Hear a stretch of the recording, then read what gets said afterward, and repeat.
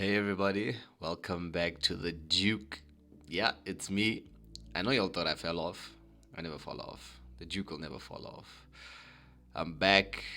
Actually, I never left. But anyway, I'm back with a Mercedes C220d, otherwise known as the baby S class.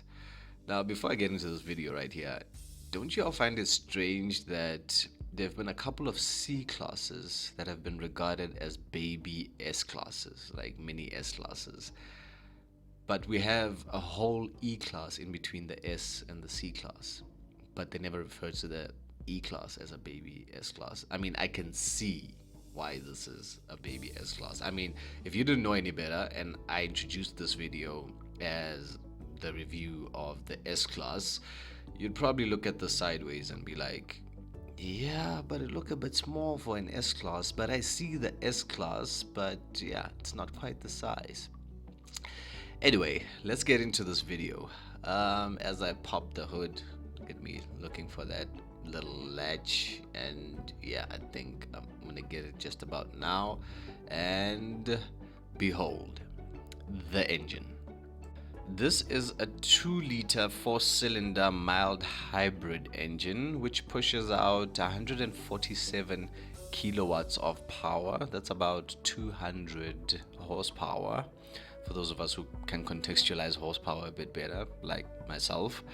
And in terms of the torque figure, it's 440 Newton meters of torque. So that's up 22 kilowatts or 32 horsepower from its predecessor, the W205 C class, and it's up 40 Newton meters of torque. So yeah, that mild hybrid technology for me didn't really do much, but it's more power and more torque nonetheless. So yeah, we'll take it. Now, before I move on from the engine, I just want to pick your minds a bit. When y'all see a 4-cylinder engine like this in an engine bay like this, don't you sometimes wonder how they fit a V8 into the same engine bay? Yeah, I mean, that's the kind of stuff I think of. I'm like, this is a 4-cylinder, how are you gonna cramp an engine twice the size of this one in the same engine bay? But anyway, that's just me. Now, before we take a 360 view of this car, I just thought, wait, what's happening? Oh, she needs the keys. Oh, okay, Miguel needs the keys. I thought I showed her how to hotwire a Benz, but anyway, let's hand over the keys to Miguel there. Okay, thank you. I'm joking, guys. I didn't show Miguel how to hotwire a Benz. I'm not saying I don't know how to, I just didn't show her.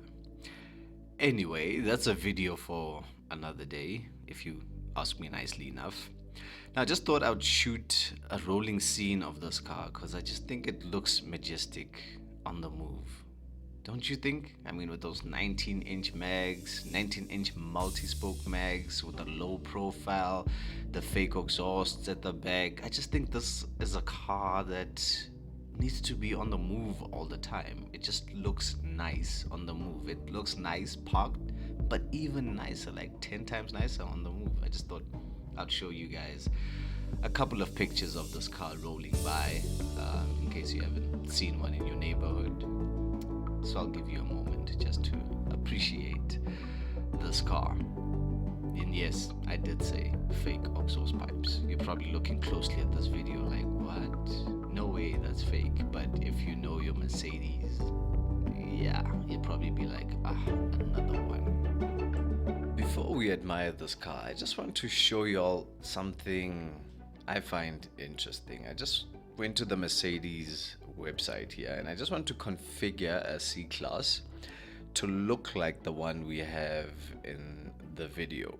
Now immediately you'll see, as soon as you go into the C class, they show you that you're almost at R1,000,000 before you do anything, before you add anything, before you choose your engine. You're almost at R1,000,000, 910,000 rand before you even choose your engine.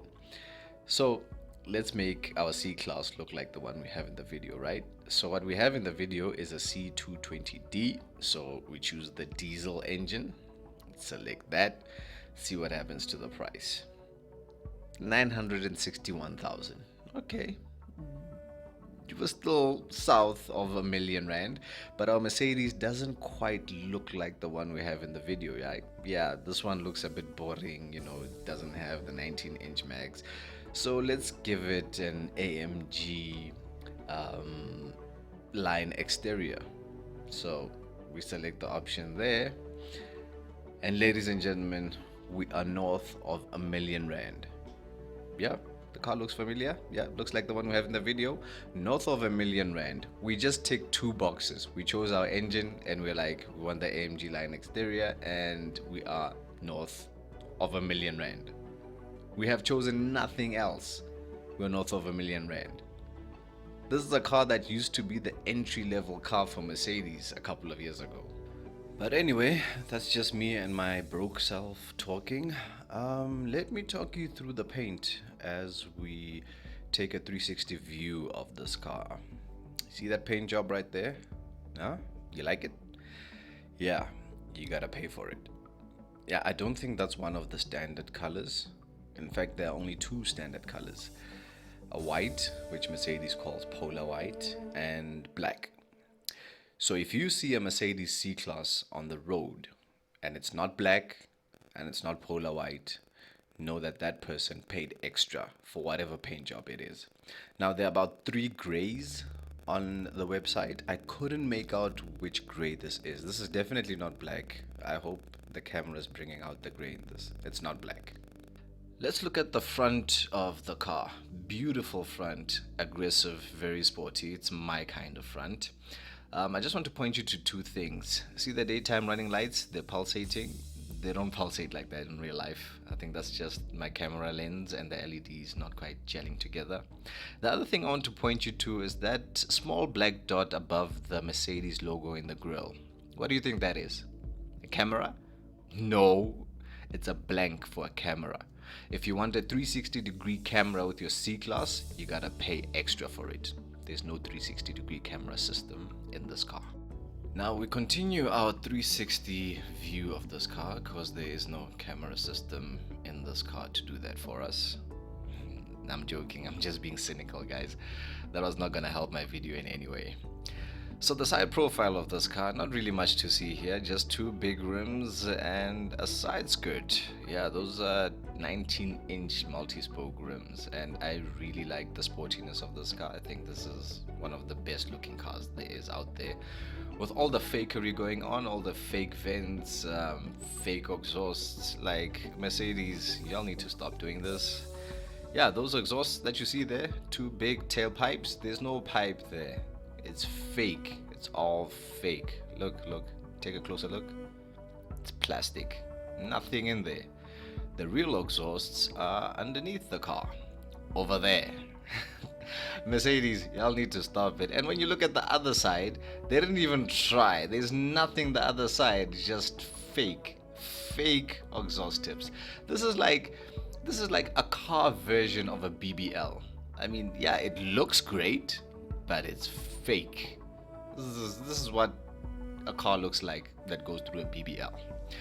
Anywho, let's now pop the trunk, where you get 455 liters of boot space. Now, for those of you that don't know how much boot space 455 liters is, it's a big boot. Now there I'm trying to fold down the rear seats, which split in a 40-20-40 split, but there you see the first 20 and 40 just split together to make 60-40. So yeah, you can like fold down the sides independently, or just the middle, or a combination of however you want to fold them down. So they fold down, they release electronically, but you need to push them back up manually. That's in case you want to load something through your boot that is longer than your boot. You get tie down points, which I've said in previous videos nobody ever uses, and you got some grocery hooks. I do think I've never seen those being used, but if I had a car with grocery hooks, I can see myself using them. I think those are more useful than tie down points. I don't know, let me know in the comments, which ones do you think are more useful, tie down points or grocery hooks? And the boot is not electronic. You want an electronic boot? you gotta give Mercedes some money. Yep, it's an optional extra for an electronic tailgate. Or boot. Yeah, no, that's a bootlet, not a tailgate. Anyway, moving on to some more useful stuff. Once you folded down your seats and you want to move them in place, you can see the seat belts gets jammed in between the seats. Well, that's where that red pop-up thing comes into play. So when the seats fold down, that red thing pops up, and that's to help you align your seat belt to move it out the way. So you just hook it onto the other side of the red thing and you move the seat in place, and once the seat is in place, that red thingy pops back into place. Yeah, so I'm just folding the other seat back up. As you can see, I'm folding the seat back up while holding the camera, so it is quite a little practical thing to have in your car if you're going to be folding down your seats and holding, I don't know, a camera, or I don't know, a newborn or something. But yeah, though, that's a pretty handy small touch, but I appreciate it. Staying in the back seats, we'll just take a look at the materials used for the seats here. We've got some Alcantara-like material there mixed with some leather-like material, and we have a center armrest there with what I thought was a cup holder. It's not a cup holder. Like, I just tried pulling it out there, as you saw. It's not a cup holder. It's a thingy where I think you put a phone or a tablet. I don't like it. I mean, your phone, there's no need to have like a phone holder in the back seats. Just put your phone in your pocket. We could do some cup holders back here. I really don't like that contraption. I don't even know what it's for. I'm just guessing it's for phones. But anyway, otherwise the interior is really simple, really nice. A little bit of ambient lighting. You can see the red there in the door handle. You got some air vents, and you also have some aeroplane style pocket seats in the back here. It's a really simple, really neat interior. I like it. Nice choice of materials. You got some aluminium like door handles there. I like it. Really nice and simple interior, nothing too complicated really. And in terms of legroom back here, there's nothing to complain about as far as I'm concerned. I'm sitting behind my seating position, there's legroom, and it's all good back here. Nothing to complain about. And we'll stay seated in the back seats as I show you the panoramic roof. I think it's the best seat in this car to fully appreciate this glass roof. Now, this is an optional extra, but more often than not, C-classes in South Africa will be specced with this already. If you're looking for a C-class in South Africa, because I mean, it's sunny most of the time here. Why wouldn't you want a beautiful panoramic roof in your C-class, whereas we have so much sun in South Africa? Now, I spoke to a salesman at Mercedes, and in Europe it's the opposite, and I can understand why, because they don't quite have as beautiful skies as we do, right? Can I get some likes from South Africans? We love Europeans though, but we got a lot of sun. We could do with some rain though. Yeah, we could do some rain here in Africa. And moving swiftly along to the front seat, where you have that beautiful frameless mirror. Don't you just love a frameless mirror? I do. I mean, a lot of people don't really notice it. It doesn't really stand out. But once you point it out to them, like I pointed out to the owner of this car, that she has a frameless mirror, and she was like, wow, that is a beautiful mirror. It's a really nice, simple touch that I wish every car had. Just a frameless mirror. Just remove the frame. There I just slid open the sun blind. So you swipe once backwards to open the sun blind, swipe the second time to open the sunroof, and swipe forward twice, and the sunroof and sun blind will close respectively. And here we have a mirror on the driver's seat with a little light there. I don't like this because it kind of encourages people to put makeup on in traffic. I've seen that so many times. Stop it. Just stop it. As we take a look at the front passenger side, the door is really no different to the door I just described when we were in the back seat. Won't spend much time on that. And as you look into the door, you have a dorsal there with an illuminated Mercedes-Benz wording there. You have AMG mats because we have the AMG styling pack in this car. You have a glove compartment that's dampered but not lined in felt. Unacceptable. In a million rand car, you gotta line that with felt. And over there on the seat is a yellow duster. I would advise that you keep one of those in the glove compartment, because yeah, in case you haven't noticed, there's a whole lot of piano black, and yeah, the infotainment system is a touch screen, and even the things that look like buttons are touch sensitive. So you're gonna have a whole lot of fingerprints in this car if you don't have that yellow duster handy. So yeah, if you want to keep the piano finishes clean and your screen looking clean, you might want to have that yellow duster nearby to wipe off those fingerprints, and also just dust, that occasional dust. Even if you don't have a touchscreen, guys, you should have a yellow duster in your car. I have one. I have a touchscreen, but that's besides the point. Now, before we go for a drive, I just wanted to show you the key fob to this car, because I think it's a really nice key fob. Now, this car has keyless entry and push start, so you can keep this in your pocket the whole time. And it's a really nice key. It's nicely weighted. It feels like the key to a R1,000,000 car, and it's nicely weighted. It doesn't feel like a toy. It feels like a key to a Mercedes-Benz. Just thought I'd show you that. I think it's a really nice key fob. A lot of Mercedes-Benz models come with that key fob. And I know I said the key fob, like seen there, is the last thing before we go for a drive, but there's just so many things to play with in this car.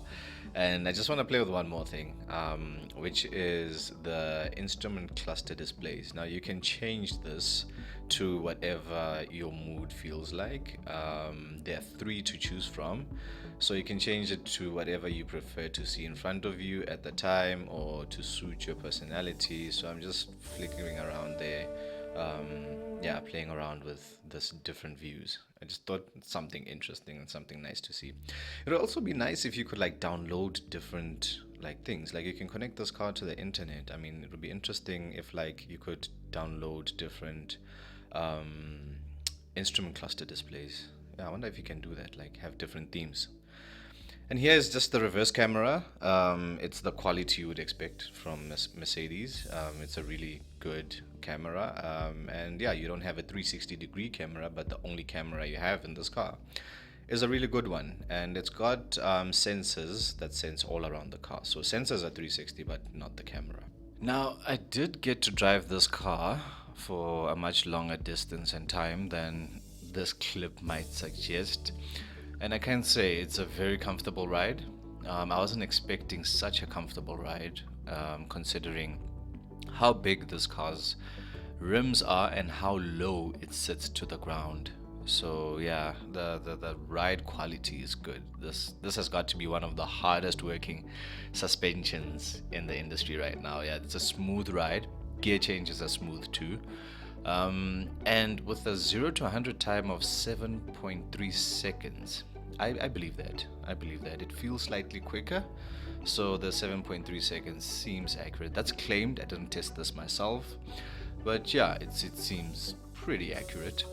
There is one thing I don't like about this car, and it sounds like they're playing the engine tune through the speakers, and it's an engine tune that doesn't quite match a diesel engine. Take a listen and tell me if this sounds like a diesel engine.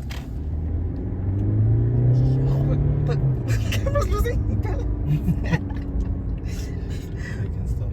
Does it sound like a diesel engine? Does that sound like a 4-cylinder diesel engine? It doesn't. So even when you fake the sounds, Mercedes, you don't get it right. That sounds more like a V6. And another sound I don't like is just the sound of a diesel engine on a sedan. I cannot get over that. I mean, that diesel engine sound is supposed to be like on trucks. I mean, listen to this. Huh? Does it sound nice?